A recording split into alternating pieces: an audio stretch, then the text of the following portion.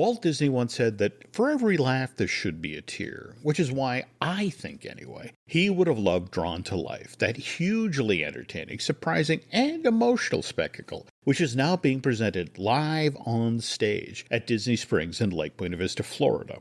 Presented by Cirque du Soleil and Disney, this is a show that I can guarantee you will captivate audiences of all ages. Drawn to Life is a must-see, family-friendly spectacle that will leave you, well, in awe.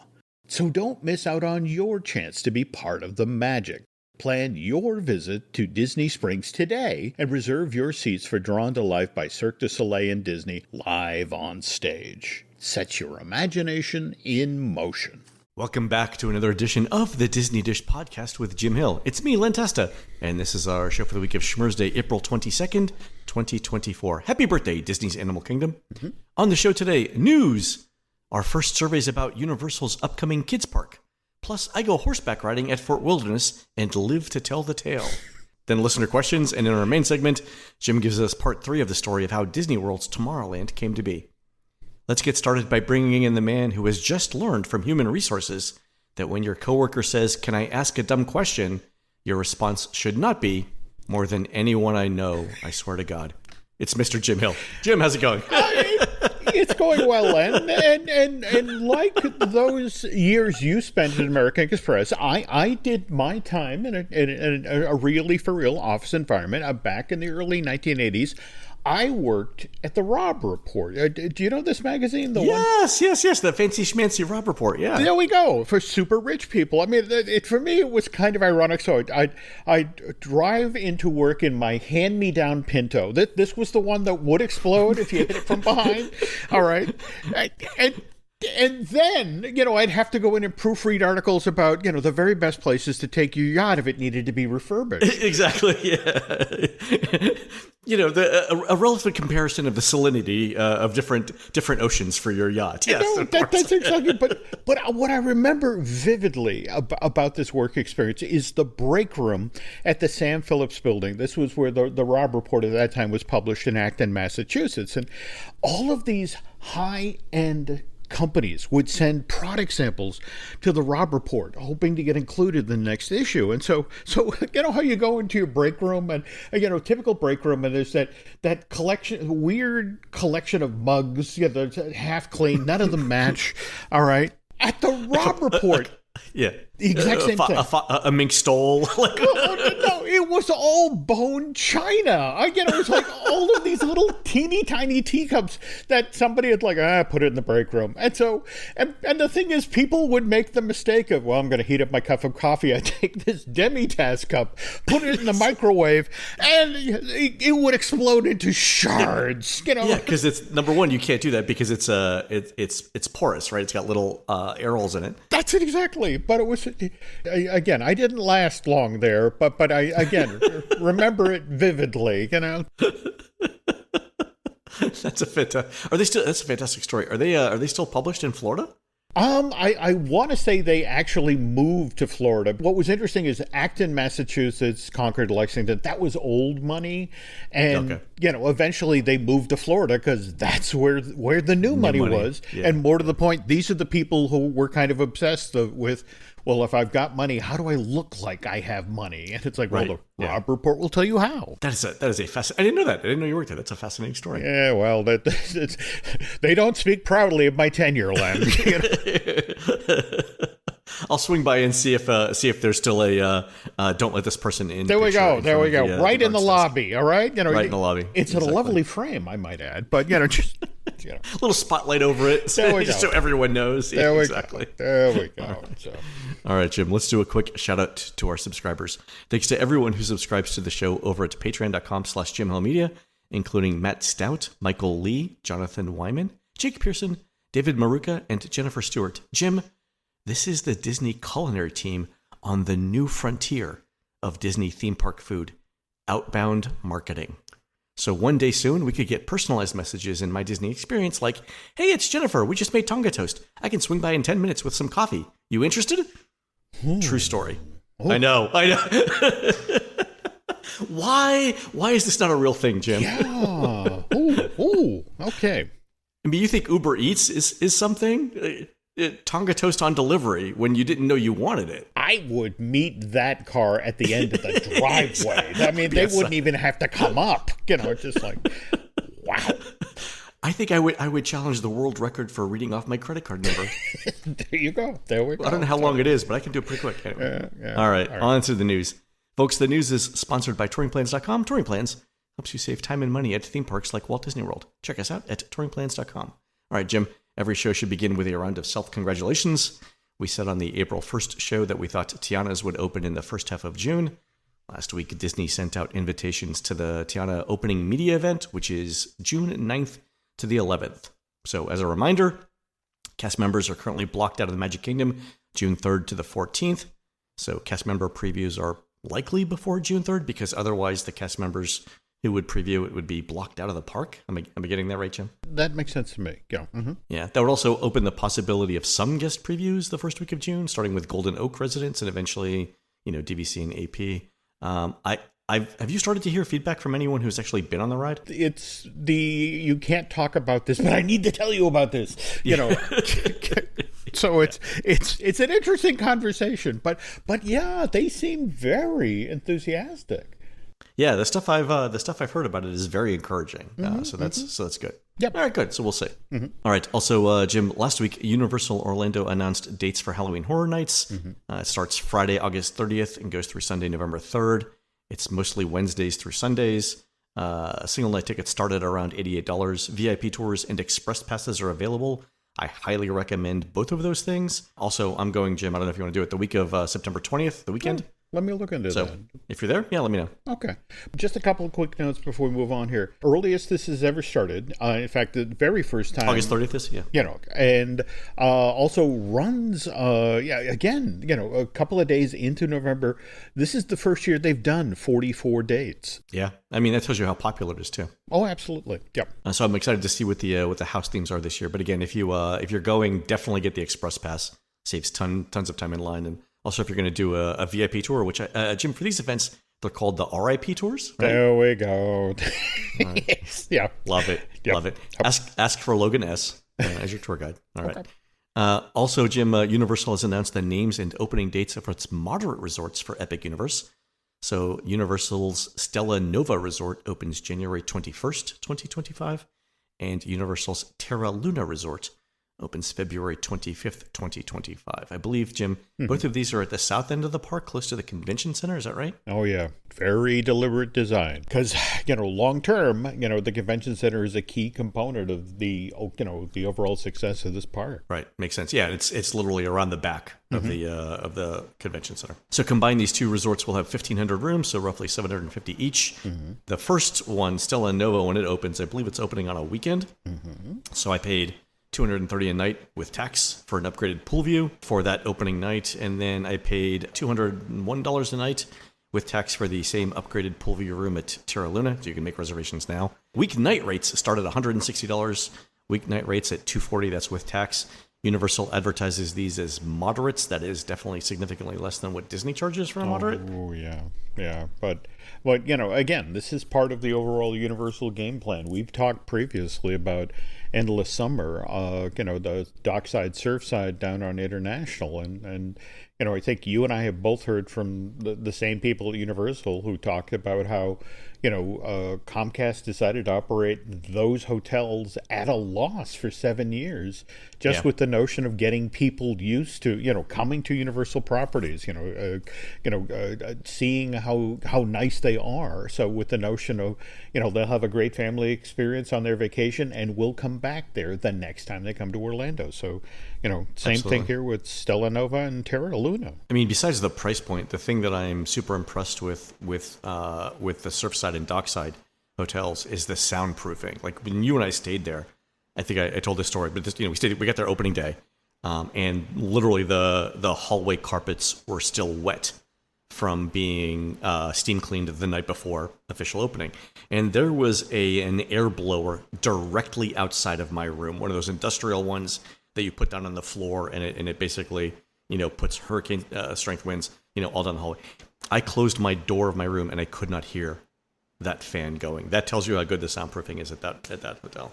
And so for these moderates, we've got quick service restaurants. So the Cosmos Cafe and Market at Stella Nova and Omega Cafe and Market at Terra Luna. So basic American food there for breakfast, lunch, and dinner, and then grab and go items. They've also got bars, the Galaxy Bar and Galaxy Grill, and the Moonrise Bar and Moonrise Grill at Terra Luna. So again, burgers, quesadillas, bar food, stuff like that. Also lobby bars, which I think Universal does a really good lobby bar. The one at Cabana Bay to me is a particular favorite. Yeah, great fun. They've each got 10,000 square foot pools. They've got fitness centers. They've got game rooms. So everything you'd expect in a moderate resort. I'm super excited to be there on opening day. So Jim, does this the fact that these things are opening in January and February, does this point to an earlier opening for Epic Universe? For me, what's always interesting about reporting on the Universal parks is they don't have the giant team that Imagineering has. No, they don't. Yeah, no. I have a funny story to tell you about this when we're off air. Okay, so a teeny tiny team. So it means that secrets do genuinely get kept at Universal, and so every time I have walked around the edges of this question, I have asked it in as many different ways as I can, and and everyone I talk with looks at me basically with the look of penalty of death. I can't tell you because it's such a small team. We end up with the rubber hose effect, right?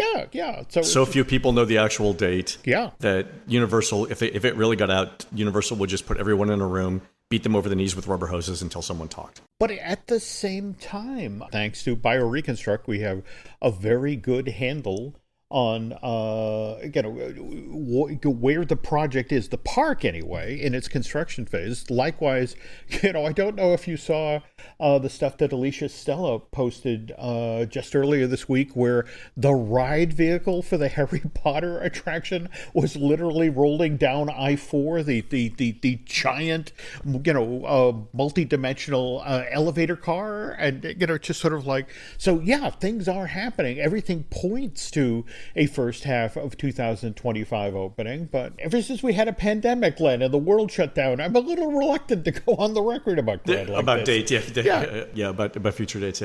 Yeah, the stuff I love about the coverage that Alicia is doing and that BioReconstruct is doing is we're getting so many updates, and it's so frequent now. Like, I swear to God, there are some photos from Bio where I just want to call someone at Universal and say, there's a guy working at Epic Universe, and he's using a metric wrench, and it should be imperial. And they can you tell him that now? Can you tell Bob that his pants don't match the shirt? All right, just sort of exactly. Safety vest required. All right. Anyway, and speaking of park building, Disney announced a major expansion and name change for its second park in France, currently known as Walt Disney Studios Park. Now it's a name change to Disney Adventure World. Mm-hmm. And the expansion will nearly double the size of the park. Mm-hmm. Also, they say one of the things coming is an immersive experience, such as World of Frozen, to go along with Avengers Campus and Worlds of Pixar. And Jim, that means we'll have dedicated Frozen lands in France, Tokyo, and Shanghai, but not, I note, in the United States. I mean, coincidentally, we are at the very beginning of a 10-year expansion cycle here in the United States. And I'm just going to leave it at that. Here, okay, Jim, let me put this at your feet. There we go. There's another story there. I can't tell. Okay, fair. Okay. So anyway, Disney says more than 90% of the park will be redone, which is an astounding amount. How much of DCA was redone when it became DCA2 Electric Boogaloo? Like, what was the... Well, it wasn't 90%. I mean, where it gets interesting, remember, we at this point have had DCA 2.0 and 3.0. Because remember, we had, the Pixar Pier transformation and the Avengers Campus. It's, at this point, I would say a full 75% of that park has been reimagined. And if, the word coming out of Anaheim, which I know we'll be talking about later in the show, is any indication, that other 25% of the park should be getting nervous right about now. Your time is coming. Yeah, okay. All right, so for France, for the Frozen Land, they're adding a Bay of Water, including a Frozen Ever After ride and an Anna and Elsa meet and greet, which we have in Epcot.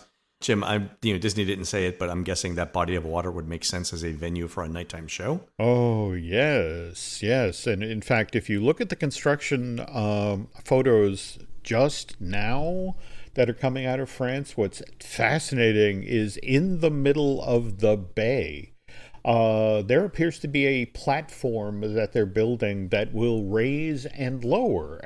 So when it comes time for the nighttime extravaganza, we may have a situation where an island rises up out of the water and, we get our performance venue then. Oh, that would be spectacular. That way, very true, very true. All right, Disney also announced a Tangled-themed update to the teacups called Rapunzel's Tangled Spin. Jim, you and I saw this ride vehicle at Imagineering last year, and we were sworn to secrecy about it. We were. In fact, what made me kind of crazy is to the left was the Tangled ride vehicle, and to the right was the model for an early version of Frozen Land. I want to say. Yeah, there's a lot. Yeah, no photos. We couldn't talk about it. We actually signed NDAs for this one, so couldn't talk about it. But yeah. And didn't our friend Jim Scholl work on the ride vehicle? I want to say yes, but what's interesting is you work on something that falls off the table. I mean, in fact, Mr. Scholl, when I asked him earlier this week about the name change, and he was like, well, look, to be honest, they have been talking about changing the name of Walt Disney Studios Park in Paris as far back as 2019. I mean, 5 years ago, this idea was put forward about the rebranding.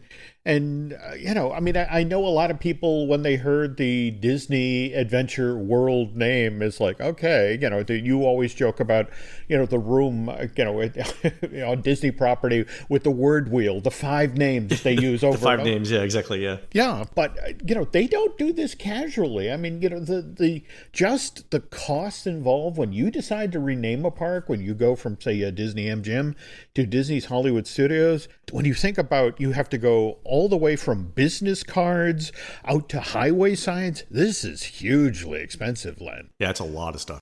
I cannot wait for the old Walt Disney Studio Park Paris letterhead to come online at Cast Connection, because we can pick that up for cheap. There we go. Last couple of bits on this. There's supposed to be a princess character meet and greet at the Regal View Restaurant and Lounge, which is a table service restaurant that will have views of that Bay of Water, Adventure Bay, along with princess greetings, and then updates to the hotels and to the Disney Village as well. So this is a fairly large project. Yeah, looking forward to that. Mm-hmm. Before we go, one quick thing. Jim, I rode horses at Fort Wilderness over the weekend. What brought that on? I think Chrissy thought it would be fun for social media to see me falling off a horse, honest to God. Okay. And I didn't. So and also Chrissy told me to be there at 7:30. It starts at 8. So the earliest appointment is 8. Because it's 7:30 and I thought you had to go all the way to the back of the resort. I was up at 5:30 and I was there at 7, but it turns out the horseback riding is actually right at the check-in at the front. So you walk over, they put you on a scale to make sure you're not too heavy for the horse. And then at 8 o'clock, they give you instructions and saddle you up. So my horse was Arrow, the goodest good boy that ever was. So there were 12 of us. You get the safety speech. They tell you how to steer the horse, which is basically, they don't come out and tell you this, but it's like, this is the closest thing to an Omnimover attraction that you could have with real horses, because those horses know that route better than any of us could have done it. The horses basically looked back at me and said, just don't do anything dumb, and we're all going to be fine here. So we go all throughout Fort Wilderness. It's actually kind of nice. They didn't take us back to where the new cabins were because construction was going on, and they said it might spook the horses, but they have dedicated nature trails that they go through. So we saw deer, many deer along the way.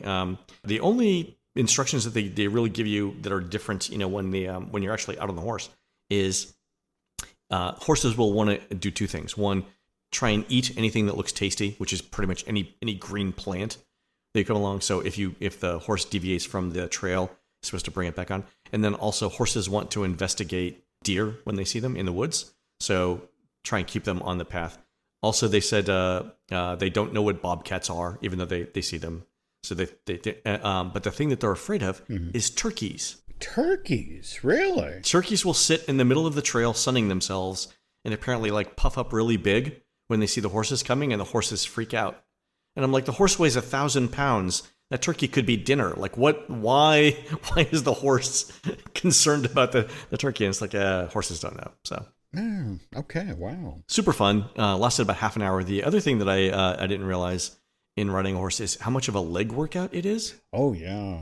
Yeah. Yeah. So you're basically like pushing down on the stirrups a little bit all the time. And then at the end of it, like you've basically been doing like semi squats for 30 minutes. Yeah. It was, my legs were wobbly, not going to lie. Yeah, Okay. Okay. Did you get back to Circle D at all? Does it? No. We there's too much construction going on to go all the way back there. So we went, the area right behind that first loop of cabins, I guess the easternmost set of cabins. We started there and then sort of went north and east, and then looped back to go south and west. But it was a half an hour, and I would say half an hour is about the amount of time that I wanted that experience to be.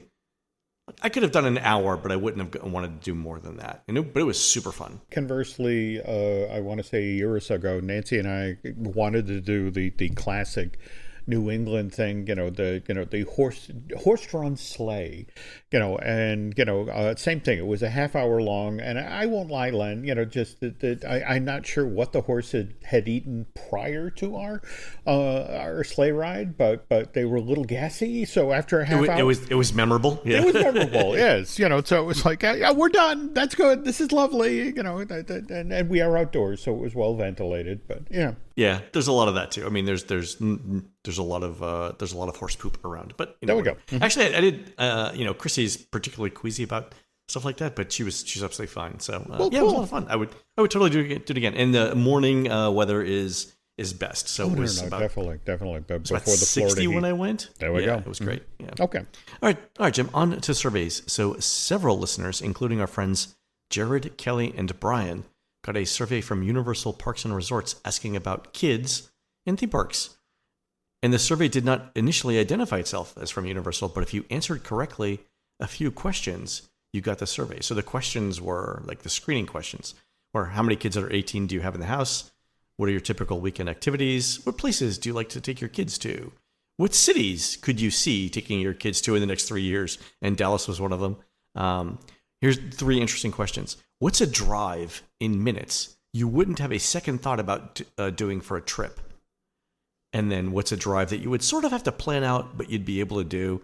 And then what's a drive you would refuse to do at all in a car? So that's really interesting. So that's basically they're trying to figure out what the drivable market is. Makes sense. Yeah, for that. Okay. So if you answered those questions correctly, the survey revealed itself as a Universal Kids survey. And here are some of the other questions. And this is the first one I've ever seen with a specific price point.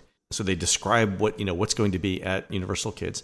And they said, given that description, how likely would you be to visit Universal Kids Resort if an admission ticket cost $55 per person? And the range from definitely would visit to definitely not visit. 5 answers. And then they asked the same question at $45 and $65. And so my question there is, anytime it comes to survey design and you mention a number, it feels like that first number is there has an anchoring effect. Like all the other numbers after that are positioned relative to that first number, not in its absolute value. So I'm not sure how that's going. Then next question was, how many times per year would you visit at that price? And then how likely would you be to purchase an annual pass if the annual pass was $119 to $299? How likely would you be to stay at a hotel if it was $300 a night on site? And then last question, how does visiting Universal Kids Resort impact your interest in visiting Universal Studios? There you go. Good survey. It's a good survey, and that tells you where they pulled their potential audience for the Hollywood attraction from. So yeah, good survey. It'll be interesting to see what the results are like. Also, if they do a second round of this where they start to hone in on pricing or more details, yeah, please, folks, send those in, because this is really informative as to what they're thinking. All right, on to listener emails. From an anonymous source related to our Daz coverage last week, I am reminded Disney is partnering with a third-party medical group and not completely outsourcing the accessibility department. This partnership will support the accessibility team from a guidance perspective. There are tons of guest relations cast members and managers who are excited to begin their new role in accessibility services. So guests can be assured that they will continue to have individualized conversation with cast members who will guide them to the appropriate services and accommodations. Awesome. True, but at the same time, they will also have a brand new cricket bat to wield, in certain situations, Yeah, I'm still fairly confident. I'm still really confident that this is going to work out well. I don't know, the same thing.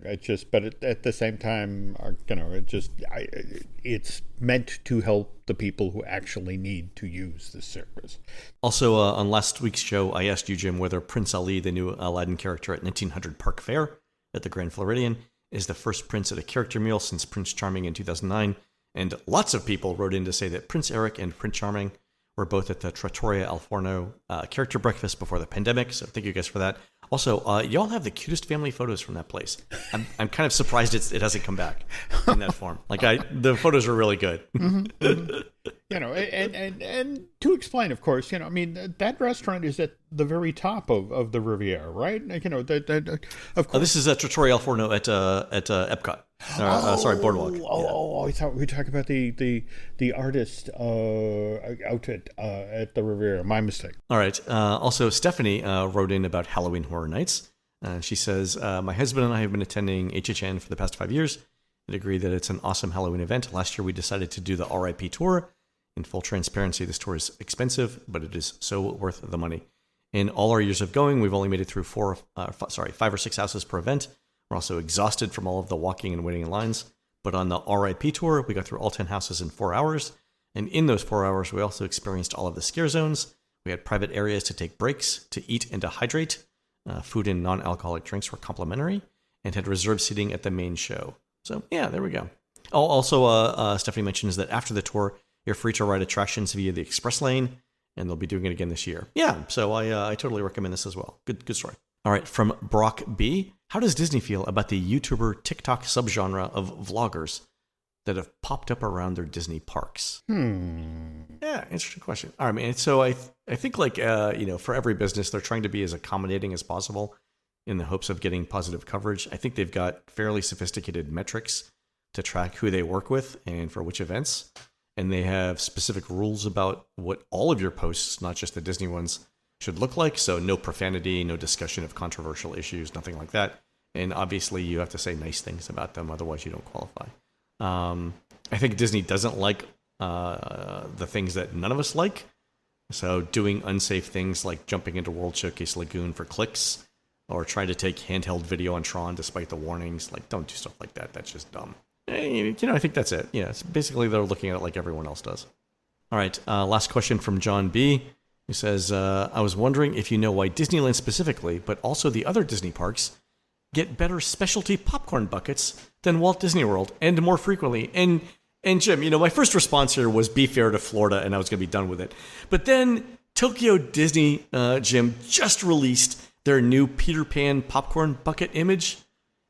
And I put the image in the show notes. It's a small model of Big Ben where the roof comes off for popcorn and the clock dial glows at night. Yeah. Come on, man. Come on. John has a point here. Oh, no, but absolutely. But I will tell you from my interactions with folks on the consumer products ends of things, the hard reality is Walt Disney World, typical, what is it, every 3.5 years? That's the target. Whereas Walt Disney World, Disneyland, they shoot to have locals come at least twice a year. Whereas Tokyo, they have people coming to the park, monthly, straight out of the city, the younger office girls who work at home and have disposable income. So they're the ones buying the new Duffy dolls, and they're certainly the ones buying these amazingly elaborate popcorn buckets. So it's more about servicing the specific audience that comes to that park. And so that's why you get these crazy, detailed, amazing popcorn buckets both in Tokyo and Anaheim. Oh, yeah, totally. And Florida has its own no. locals market, but it's not as big. Like I've told Laurel, if it was easier to park and actually get into the parks, I would eat dinner there probably every night. Why not? It's fun. And not to belabor the obvious, but for specific events like, what is it, the Artist Festival, at Epcot. Every year, lately, we've seen, we saw first the Figment popcorn bucket, then we saw the Imagination Pavilion popcorn bucket. Again, they will do one nice one a year. Yeah. So clear space for the 2025 one, folks. It's coming. We're months away, John, from Walt Disney World having its next popcorn There we go. bucket. Fantastic. There we go. All right, folks, we're going to take a quick commercial break. When we come back, Jim finishes the story of how Walt Disney World's Tomorrowland came to be. We'll be right back. Just a reminder, folks, Mother's Day is coming up fast. It's May 12th this year, which is a whole lot closer than you might think. So how are you going to celebrate your mom this year? Because, let's be honest here, she really doesn't need another knick-knack. I mean, that's just one more thing for her to dust. And yes, sure, you could take your mother out to dinner or Sunday brunch. But then again, in the big scheme of things, a meal, while it may be filling, isn't exactly the sort of gift that lasts. So if you're looking to give Mom something significant this year, a gift that she'll genuinely treasure for years yet to come, well, have you considered Storyworth? Storyworth, for those of you who don't already know, is this terrific online service that makes it easy for a loved one to record their life story so that all those precious memories can then be preserved in a beautifully designed book. Here's how it works. Each week, Storyworth emails your loved one a thought-provoking question that you get to help pick. Oh, we're talking questions like, were you more like your mother or your father? And in what ways? Or, who were the best cooks in your family? Storyworth makes the writing process a breeze. All your loved one needs to do is then respond to that email with a story, long or short, doesn't matter.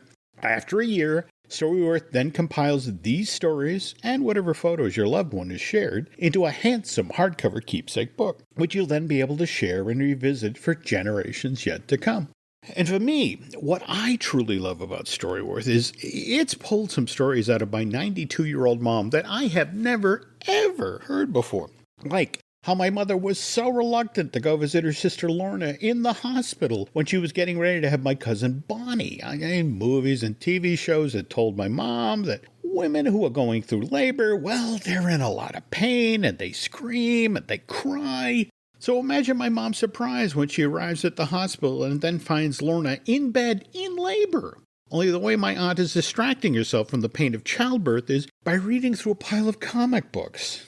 It's those sorts of sweet, if a trifle weird stories that you'll be able to unearth from your family history thanks to Storyworth. And speaking of families love Storyworth. That's why it has more than 25,000 five-star reviews over on Trustpilot, with millions of stories being preserved since Storyworth was first founded over 10 years ago. So give all the moms in your life a unique, heartfelt gift that you'll all cherish for years. Storyworth. Right now, save $10 on your first purchase when you go to storyworth.com/dizzydish. That's storyworth.com/dizzydish to save $10 on your first purchase. We thank them for sponsoring today's show. Okay, let's be honest here. You're going through a lot right now, right? And while you want to make eating healthier a priority, shopping for fresh ingredients, not to mention all the prep prior to cooking, makes doing drive-thru seem like the more convenient choice. Well, Green Chef makes mealtime quick and simple. Their meals are shipped directly to you with their premium ingredients all pre-measured. All you have to do is follow Green Chef's easy step-by-step instruction, which come on these cards with photos, and you can whip up one of their dinners in 30 minutes and one of their lunches in 10. Nancy and I tried one of Green Chef's pre-measured and prep meals earlier this week. We made their Italian herb barramundi with toasted pearl couscous. Nancy chopped up the summer squash while I grilled the fillets, and Green Chef wasn't wrong. 30 minutes later, we were sitting down to have a healthy, tasty meal. And the beauty part is, if you sign up for Green Chef, every week you get to choose from over 80 meal options that are then tailored to suit lifestyle preferences like keto, calorie smart, plant-based, and gluten-free.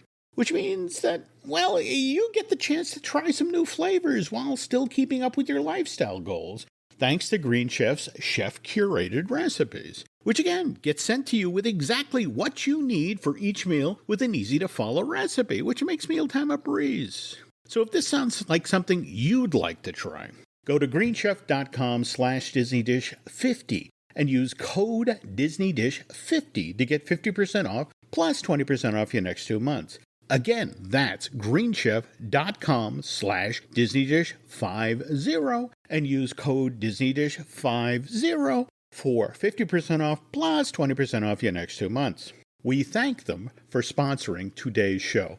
Walt Disney once said that for every laugh there should be a tear, which is why I think, anyway, he would have loved Drawn to Life, that hugely entertaining, surprising, and emotional spectacle that's now being presented live on stage at Disney Springs in Lake Buena Vista, Florida. Presented by Cirque du Soleil and Disney, this is a show that I can guarantee you will captivate audiences of all ages. I saw this show during a recent trip to Walt Disney World, and let me tell you, I'm ready to go see it again right now. Drawn to Life is filled with breathtaking acrobatics, stunning visuals, and heartwarming storytelling. The creative geniuses behind Cirque du Soleil and Walt Disney Animation Studios have come together to create this show where imagination literally knows no bounds. Filled with dazzling performances, not to mention beloved Disney characters coming to life in ways you've only just dreamed about, Drawn to Life is a must-see, family-friendly spectacle that will leave you, well, in awe. So don't miss out on your chance to be part of the magic. Plan your visit to Disney Springs today and reserve your seats for Drawn to Life by Cirque du Soleil and Disney, live on stage. Set your imagination in motion. All right, Jim, when we left off last time, it was part 2. It was the late summer or fall of 72? Yep. And again, obviously, situation, Magic Kingdom still needs additional capacity, so they were looking at expanding Tomorrowland on that side of the park. Same time, there are discussions about putting the Walt Disney World Showcase at the edge of the Magic Kingdom parking lot, right next to the monorail station TTC, and then there was Epcot the City.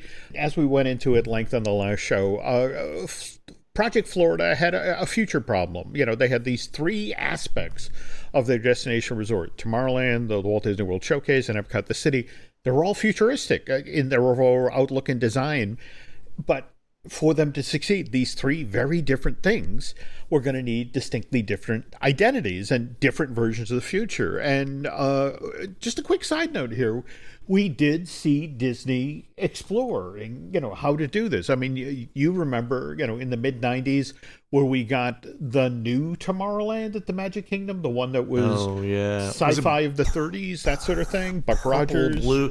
Yeah, it was like a steampunk sort of tribute. Yeah, that's it exactly. And what's interesting, Len, is I had folks in Disney management explain that the reason they did this is that there were people who went to the resort in Florida who were confused by the fact that the Magic Kingdom had a Tomorrowland and Epcot had a Future World. And what's interesting is 30 years later, they were still dealing with the same issue. I mean, think about the rebranding of Future World at Epcot just over the past 5 years. We now have World Discovery, World Nature, World Celebration. And what's funny is this isn't exclusively a Disney or a Universal problem. For example, I can't tell you the cast members I've talked with, who, they're working on the main street and have people walk up to them. It's like, where's the Harry Potter land? You joke.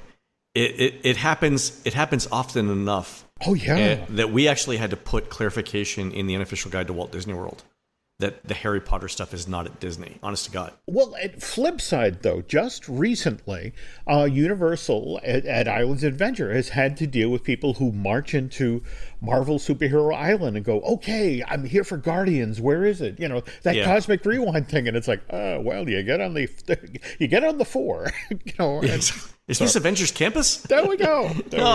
Oh, God. Yeah. Okay. So anyway, back to late summer, early fall of 1972. And again, the other thing that's important to remember here is this is, park's only been open for a year at this point. And remember, that when they budgeted Disney World back in the mid-60s, it was supposed to cost $100 million to make. And by the time it actually opened in the fall of 71, construction costs had skyrocketed to $400 million. And And again, not unexpected, because I can remember Disneyland when it was being built in '54. It was supposed to cost $5 million. It eventually cost 17. So yeah, just multiply that initial estimate by 4. You're fine. yeah, that's it exactly. But at the same time, the folks at Disney are like, all right, we have to be responsible. Again, we know we have to expand the resort, but at the same time, we went so over budget on this thing, and we have to pay down that debt, and so they were trying to be disciplined. But then in September of 1972, the Mattel Corporation announces that they are building Ringling Brothers Barnum and Bailey Circus World right down the road from the Magic Kingdom, 10 miles away in Haines City. And when Disney executives learned details of this $60 million project, they freaked. First of all, what terrifies them is, who helped design the place? Rolly Crump, one of Walt's favorite Imagineers. He was no longer working for Disney at the time? Well, Rolly, that was the interesting thing. Rolly had stepped away from the company. He was one of these, there were a number of folks who, after Walt died in December of 1966, for lack of a better term, some of Walt's favorites got punished because they had been Walt's favorites. For example, Wally Bogue, who, Walt loved. And, Walt brought him in, for example, to help write the Enchanted Tiki Room. And he voiced characters in the Enchanted Tiki Room. And Walt had started him working over at the studio. In fact, Wally was the original voice of Tigger for the Winnie the Pooh shorts. And when Walt died, suddenly, a lot of people who, let's be honest, they were kind of jealous of the attention that had been paid to Wally and by extension Rolly. The plum assignments stopped going their way. And so, in Rolly's case, he decided to take off for greener pastures. And greener pastures were Circus World, which, by the way, Len, again, so much of the classic Disney playbook was in the DNA for Circus World. Take, for example, when you enter the park, it's a small town, small American town, turn of the century, the day the circus has come to town. Okay. So every day is the day the circus comes to town? Every day. Okay. Wow, that's not a bad premise. Okay. Yeah, and what's cool is, as you arrive at the park, you're actually encouraged to go to the very back of the park because they have the line, the circus train lined up, and you get to watch as the elephants and the lions and all of the animals you'll see that night in the performance are offloaded, and then they're literally setting up or pretending to set up the big top as you're there, and and you can tour Clown Alley and get made up by a clown, or you can visit. How is this podcast not named Clown Alley, Jim? There we go. We have missed an opportunity here for a second. Okay. All right. But you can also tour, for example, the farrier, the folks who build the harnesses and shoe the horses, or the people who do the costumes. Now, here's the other thing, though, Len, that's the insidious hidden agenda of Circus World. The Ringling Brothers Barnum and Bailey Circus had for decades wintered in Florida. In fact, Sarasota, Florida. In fact, I'm sure at some point you and Laurel have been over to the Ringling Mansion, the Italian Palazzo right there in the Gulf, and the circus would winter in Sarasota, but it was where it wintered in Sarasota. That was for the version of the circus that used to have canvas tents. And starting in the mid-'60s, when Irvin Feld bought the circus, he changed it into one that went into arenas, the Boston Garden, that sort of thing. And so Irvin, it's like, look, I run a modern circus. I need a modern headquarters. And so when Mattel buys the circus in late 60s, early 70s, Irvin sells them on the idea of, look, I need, a modern corporate headquarters and a modern wintering facility for the circus. But what if we build a theme park on the front half of that? And the notion is that people pay to come see where we winter, where we do our costume. And so this is Disney now looking over the fence at what is going to be built down the road. And it's like, oh my God, look at their financial model. They don't, it's not a question. Well, first of all, they're piggybacking on us. We've established a destination resort in Orlando. So people would fly into town, do Disney, and then go up the road to Circus World.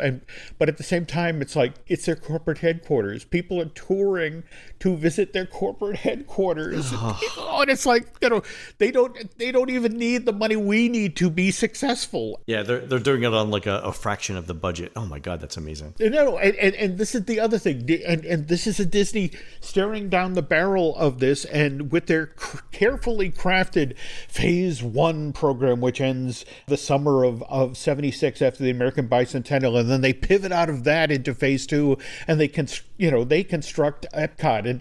And here's the Circus World plan, where it's totally what Disney did. I mean, for example, Len, they were going to open, instead of the Walt Disney World Preview Center on Hotel Plaza, they were going to open the Circus Showcase. And, same thing. You could go to the site and look at the models and the concept art, but and again, Feld is a showman. So it's like, oh, well, you want to see a movie? I mean, Disney showed you a movie of what they were going to do. We're going to do a movie too. Only ours is going to be the first time IMAX is used east of the Mississippi. IMAX dates back that far. I didn't know that. Yeah. That was the thing. And so Disney, there are Disney executives clutching their chest over this, and it's like, oh, God. And remember, they announced this September of 72. 1 month later, Walt Disney World celebrates its first anniversary and holds what to this day is called the Shock and Awe press conference. Really? Yeah, and it's just sort of like, what are we going to do? Oh, well, we're bringing Pirates of the Caribbean to Florida. And hey, Space Mountain, that thing we're going to build at Disneyland, that's coming to Florida. And we're going to double the size of the campground at Fort Wilderness. And we're going to do a shopping village right there at Lakewood. Some guy that was parking my car said Donald Duck. We're doing that too. And just totally by coincidence, absolutely no connection between the two projects. Disney, for all four of these things, is going to be spending $60 million. It's just sort of like, wow, you guys just pulled that number out of the air somewhere. Now, lots of people are obviously shocked by this announcement. Mark Davis, who had spent 5 years working on Western River, goes into work at Imagineering one day, and it's like, Mark, stop with the Cowboys and Indians. We need you to do a Pirates for Florida stat. Likewise, the folks at Disneyland, who had been told as far back as 1965 they were getting Space Mountain, which is why starting in 1966, they began prominently featuring Space Mountain on their souvenir maps at the park. Wow, that early. That early. I mean, and literally, right on it said future attraction. So they got that ripped away from them, and it opened first in Florida. And kind of a weird bend on this story. For a time, Mark goes to Disneyland and says, well, you lost Space Mountain. You want Western River? And they began to look for places to put it in the park in Anaheim. And kind of the really cruel irony here is the place that would have been perfect for it, where Disneyland's original Indian Village was located, that spot was no longer available because another thing that Mark Davis had designed for Florida, Country Bear, was going to be built back there. So Disney, because they're panicked, because there's a well-funded project with Mattel's might and money behind it, going to be built down the road, from Walt Disney World, panics, spends this money that they really don't have, Len. Remember, they were supposed to be paying down that $400 million. And let's also remember that they announced this in October of 72. The very next year is the Arab oil embargo, and suddenly the resort is dealing with this period where people can't even find gas to get down to Florida. Right. Yes, even if they could, they can't, right? No, even if they wanted to, they couldn't. So crazy, scary time at Disney. Years worth of planning that had carefully been put together for Phase 1 and Phase 2 of the project thrown out the window. And here's the cruelest irony of all, Len. They didn't have to do it. I was going to ask you this because, when Disney committed to it, did they must have started spending that money immediately? Oh, no, totally. The fire hose got turned on, especially for Pirates of the Caribbean. But here's the cruel irony. 1971, 1972, the Mattel Corporation experiences two truly terrible Christmases back to back. First Christmas, there's a dock worker strike out in Long Beach, and this is the main port in the U.S. where Mattel's product coming over from factories in Asia would have to be offloaded. And the strike lasts into the fall of that year, which means that Mattel's toys can't make it to store shelves in time for Christmas. And so company's stuck with all of this inventory come January, has to write it off. They lose a bundle. Okay, 1972, Mattel management decides we're not going to let that happen again. We're not going to be tripped up by the dock workers.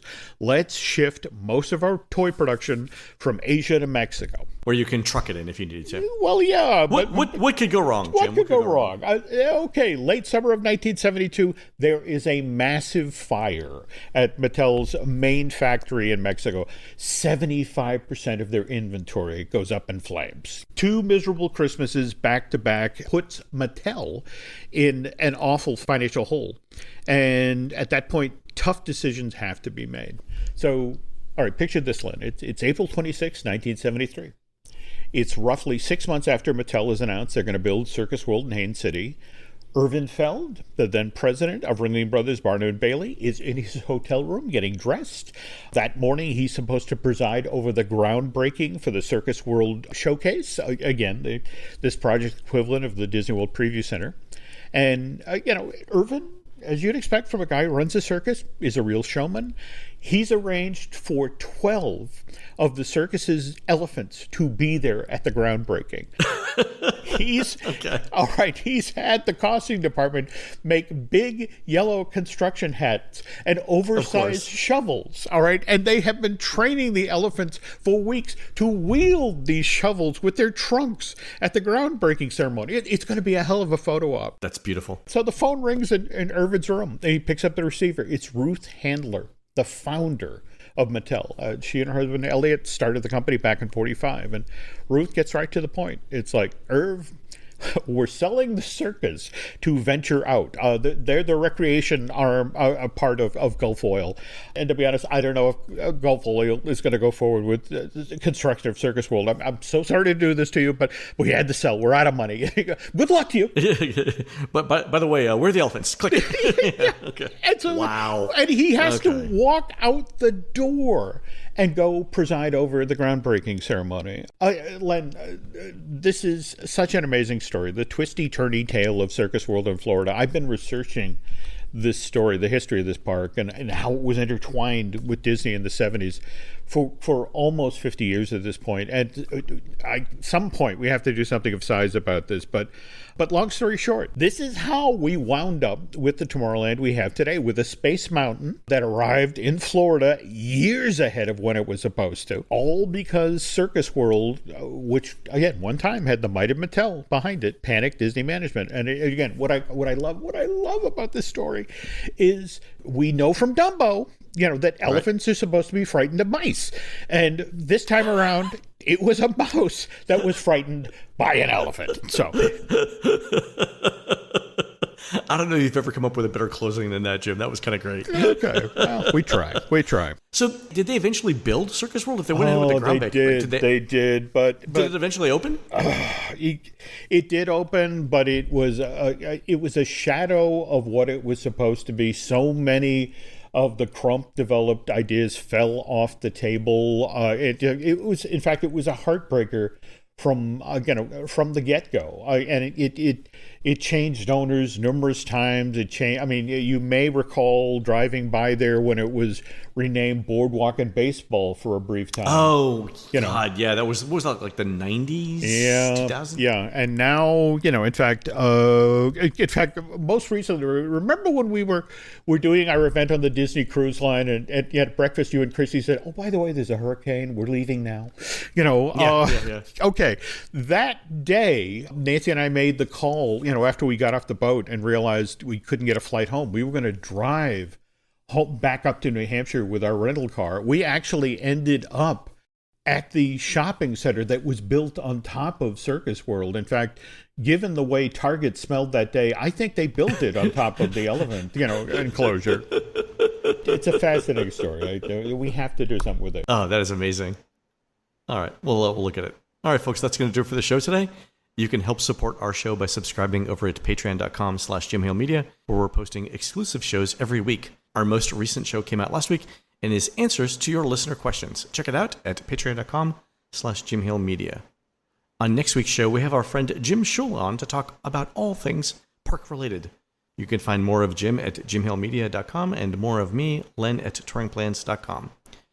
We're produced spectacularly by Eric Hersey. He'll be defending the undisputed Circus Voltaire World Title Belt at the Delaware Pinball Collective 2024 Tour Open Championship on Saturday, May 18th, 2024, from 10 a.m. to 7 p.m. at the Delaware Pinball Collective on First State Boulevard in beautiful downtown Wilmington, Delaware. While Eric's doing that, please go onto iTunes and rate our show and tell us what you'd like to hear next. We're dedicating this show to Melissa Krim and the family of our friend Andy Krim, who passed away last week. Andy was a great guy, a huge theme park fan, and for some reason, known only to Andy and God, a fan of this show. Many of you all met Andy at our events, including the Star Cruiser Meet and our Disney Dish Cruise and others. He was always in a good mood and always up for doing something in the parks, and Andy will be missed. For Jim, this is Len. We will see you on the next show.